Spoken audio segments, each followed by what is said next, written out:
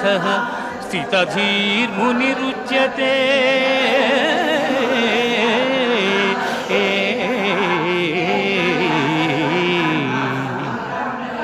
దుఃఖములు కలిగినప్పుడు దిగులు చెందనివాడు, సుఖములు కలిగినప్పుడు స్పృహ లేనివాడు, రాగము భయము క్రోధము పోయినవాడు స్థితప్రజ్ఞుడని చెప్పబడు.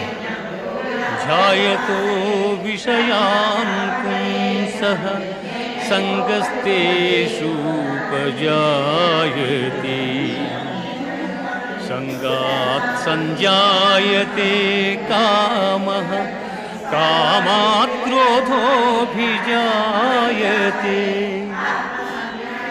క్రోధాత్ భవతి సమ్మోహః సమ్మోహాత్ స్మృతివిభ్రమః స్మృతిభ్రంశాత్ బుద్ధినాశో బుద్ధినా